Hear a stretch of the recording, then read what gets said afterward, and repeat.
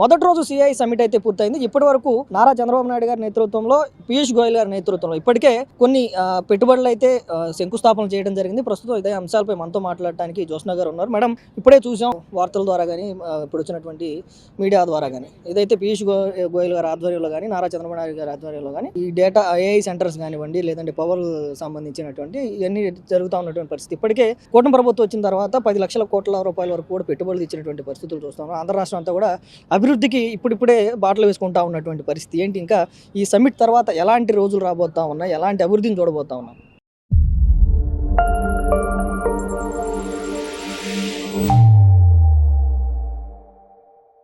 ఇప్పుడు నేను మిమ్మల్ని ఒకటే ప్రశ్న అడుగుతానమ్మా. మీకు గత 16-17 నెలలుగా రాష్ట్రంలో, ఆంధ్రప్రదేశ్ రాష్ట్రంలో పెట్టుబడులు, అభివృద్ధి, ఉద్యోగ అవకాశాలు, ఉపాధి అవకాశాలు ఇవి తప్పించి ఇంకేమైనా పదాలు వినిపిస్తున్నాయా? మనం ముఖ్యంగా విశాఖపట్నం ఇలాంటి ఉత్తరాంధ్ర ప్రాంతాన్ని తీసుకుంటే, ఉత్తరాంధ్ర అంటే ఇదివరకు వెనుకబడిన ప్రాంతము. అక్కడ జగన్మోహన్ రెడ్డి ఉన్న టైంలో అయితే గాంజా వీటన్నిటికీ ఫేమస్ చేశాడు. కానీ ఇవాళ మీరు చూస్తే అత్యధికంగా పెట్టుబడులు వస్తున్నటువంటి ప్రాంతంగా, అత్యధికంగా one of the top notch companies వస్తున్నటువంటి ప్రాంతంగా ఇవాళ ఉత్తరాంధ్ర నిలబడింది. ముఖ్యంగా ఇవాళ విశాఖపట్నంలో మనం చూస్తే CII పార్ట్నర్షిప్ సమ్మిట్ ఏదైతే ఇక్కడ జరుగుతుందో బ్రహ్మాండంగా, అంటే దేశవ్యాప్తంగానే కాకుండా విదేశాల నుంచి కూడా ఇక్కడికి ఇన్వెస్టర్స్ రావడం కావచ్చు. వాళ్ళు ఆంధ్రప్రదేశ్ రాష్ట్రంలో మేము ఇవాళ రోజున పెట్టుబడి పెడతాం, ఆంధ్రప్రదేశ్ రాష్ట్రంలో మా కంపెనీని మేము విస్తరిస్తాం అనేటువంటి ఒక నోషన్ తో వాళ్ళు ఏదైతే వస్తున్నారో, that speaks volumes about the government here. A government అయినా సరే ఇన్వెస్టర్ ఫ్రెండ్లీగా ఉంటే ఖచ్చితంగా ఇన్వెస్టర్స్ వస్తారు, ఖచ్చితంగా రాష్ట్రంలో పెట్టుబడులు వస్తాయి, ఉద్యోగ అవకాశాలు పెరుగుతాయి. ఇవాళ అదే జరుగుతుంది ఆంధ్రప్రదేశ్ రాష్ట్రంలో. ప్రధానంగా కనిపిస్తోంది మేడం. అంటే పెట్టుబడులు ఆకర్షించడం, పెట్టుబడులకి తీసుకురావడం ఒక ఎత్తు అయితే, వారికి అష్యూరెన్స్ ఇవ్వడం కూడా మెయిన్. ఏదైతే 2019 నుంచి 24 వరకు చూసిన తర్వాత పెట్టుబడిదారులు ఎవరు కూడా ఆంధ్రప్రదేశ్ లో పెట్టుబడి పెట్టాలి అంటే ఒక భయాందనగా పరిస్థితుల్లో వాళ్ళు వెళ్ళిపోతా ఉన్నటువంటి పరిస్థితులు చూసి, ఏదైతే 2019 నుంచి 24 వరకు జరిగినటువంటి ఆ పరిపాలన తర్వాత మరి ఈ రోజు వాళ్ళని ఇన్వెస్టర్స్ ని ఇన్వైట్ చేయడమే కాకుండా వాళ్ళకి ఒక అష్యూరెన్స్ ఇవ్వాల్సినటువంటి నైతిక బాధ్యత కూటమి ప్రభుత్వానికి ఉంది. ఏంటి మీరు ఇచ్చే అష్యూరెన్స్ ఏంటి? నేను ఇప్పుడు అదే చెప్తున్నాను. ఒక రాష్ట్ర ముఖ్యమంత్రి వర్యులు, రాష్ట్రంలో ఉన్నటువంటి రాష్ట్ర మంత్రివర్గంలో ఉన్నటువంటి మంత్రులు ఇవాళ రోజున ఎంత డెడికేటెడ్ గా, కమిటెడ్ గా దీని గురించి పనిచేస్తున్నాం అనేటువంటిది మనం చూస్తున్నాం. ఇవాళ ఆంధ్రప్రదేశ్ రాష్ట్రంలో నారా లోకేష్ గారు మినిస్టరు, సరే ఆయనకున్నటువంటి పదవులన్నీ పక్కన పెడితే ఇవాల్టి రోజున ఏ రకంగా అంటే ఒక బ్రాండ్ ఇమేజ్ ఆఫ్ ఆంధ్రప్రదేశ్ని క్రియేట్ చేస్తూ, దాన్ని క్యారీ చేస్తూ, అలానే కాన్ఫిడెన్స్, ఇన్వెస్టర్ కాన్ఫిడెన్స్ బిల్డప్ చేస్తూ ఏ రకంగా అయితే ముందరికెళ్తున్నారో మనం చూస్తున్నాం. ఇవాళ మనం కనుక చూస్తే ఆన్ అండ్ ఆఫ్గా వీళ్ళు ఎన్ని అంటే ఇప్పుడు మనం చూస్తూనే ఉన్నాం. ప్రతిపక్షంలో ఉన్నటువంటి, ప్రతిపక్ష హోదా లేకపోయినా ప్రతిపక్షంలో ఉన్నామని అనుకునేటువంటి ఒక పార్టీకి సంబంధించినటువంటి నాయకులు ఒకళ్ళు ఎవరైనా ఇన్వెస్ట్మెంట్ పెడతాను అంటే, పెట్టుబడి పెడతాము ఆంధ్రప్రదేశ్ రాష్ట్రంలోకి వచ్చి మీరు పెట్టద్దు ఇక్కడ అని చెప్పేటువంటి ఉల్టా వాళ్ళు లేఖలు రాసినా ఏం రాసినా సరే ఎంత మెచ్యూర్గా దాన్ని ఇవాళ రోజున మా ప్రభుత్వం హ్యాండిల్ చేస్తుంది. ముఖ్యంగా నారా లోకేష్ గారు దాన్ని ఎంత మెచ్యూర్గా హ్యాండిల్ చేసుకుంటూ ముందరికెళ్తున్నారు. That gives confidence to the investor. ఇవాళ కనుక మనం చూస్తే అందరూ మాట్లాడతారు గూగుల్ వచ్చేసింది అని. ఎలా వచ్చింది గూగుల్?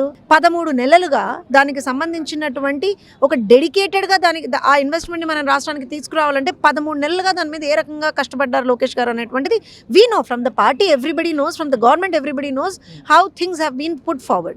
ఇవాళ ఇక్కడ కూడా మనం చూస్తే, మీరు గమనిస్తే CII పార్ట్నర్షిప్ సమిట్ కోసం ప్రతి ఒక్క మంత్రి మీరు చూస్తే, కన్సర్న్ మంత్రులు, ఇప్పుడు MSME మినిస్టర్ కావచ్చు, లేకపోతే హెవీ ఇండస్ట్రీస్ మినిస్టర్ కావచ్చు, లేకపోతే నారాయణ గారు కావచ్చు, మున్సిపల్ అండ్ అడ్మినిస్ట్రేషన్ మినిస్టర్ గారు కావచ్చు, లేకపోతే టూరిజం మినిస్టర్ గారు కావచ్చు, ఎవ్రీబడి వివిధ దేశాలకు వెళ్ళి మరి రోడ్ షోస్ చేసి along with the honourable chief minister and honourable ఏమంటారంటే మినిస్టర్ నారా లోకేష్ గారు, వీళ్ళందరూ కూడా వెళ్ళి ప్రతి ఒక్క దేశంలో వెళ్ళి మన రాష్ట్రంలో ఏముంది, ఏం ప్రొవైడ్ చేస్తున్నాం మనం. So that gives confidence to the ఇన్వెస్టర్కి వాళ్ళు ఉన్నటువంటి మేజర్ కాన్ఫిడెన్స్ ఏంటంటే ఇది ఒక సుస్థిరమైనటువంటి ప్రభుత్వం, ఇది ఒక సస్టైనబుల్ గవర్నమెంట్. ఇది ఇవాళ కనుక మనం చూస్తే దేశంలో కావచ్చు, రాష్ట్రంలో కావచ్చు, ఒక sustainable strong government and committed and dedicated government కనిపిస్తుంది ఇన్వెస్టర్కి. అండ్ ఇంకొకటి మీరు గమనించండి, ఇవాళ ఇక్కడ పార్ట్నర్షిప్ సమిట్లో చేసినటువంటి MOUలు ఏవి కూడా ఓన్లీ MOU చేసి వెళ్ళిపోయేటువంటి అవకాశం వాళ్ళు ఎవరికి లేదండి. They have to execute those MOU. That's the అంటే అది మస్ట్ అండ్ షుడ్ కండిషన్ వాళ్ళకి.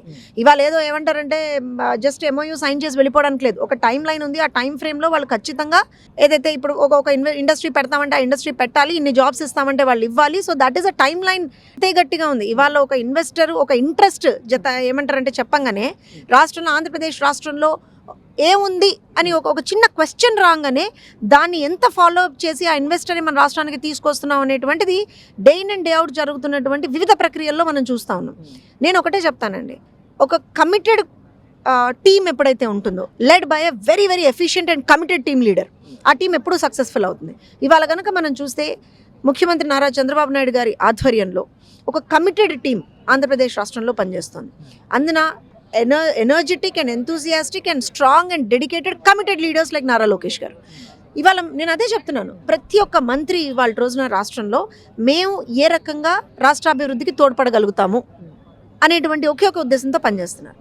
అండ్ దానికి బిగ్గెస్ట్ ఎగ్జాంపుల్ మీరు ఇవాళ మార్నింగ్ నుంచి ఇక్కడ చూశారు, ఎక్కడ నలుమూలల నుంచి, దేశం నలుమూలల నుంచి, ప్రపంచంలో ఉన్నటువంటి వివిధ దేశాల నుంచి కూడా ఇక్కడికి ఇన్వెస్టర్స్ వచ్చారు.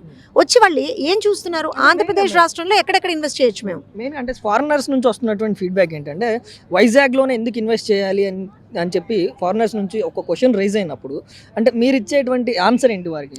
వైజాగ్లోనే ఇన్వెస్ట్ చేయాలని కాదు, all over state there are different hubs. ఇప్పుడు అనంతపూర్లో ఒకటి, మనం రాయలసీమ సైడ్ మేము ఏమన్నా మ్యానుఫ్యాక్చరింగ్ సెక్టర్ కావచ్చు, you know space related, drone related అలాంటివన్నీ అటు సైడు, ఐటీ రిలేటెడ్ అయితే ఇటు సైడు, ఇంకొక అట we have divided the state into multiple Jones.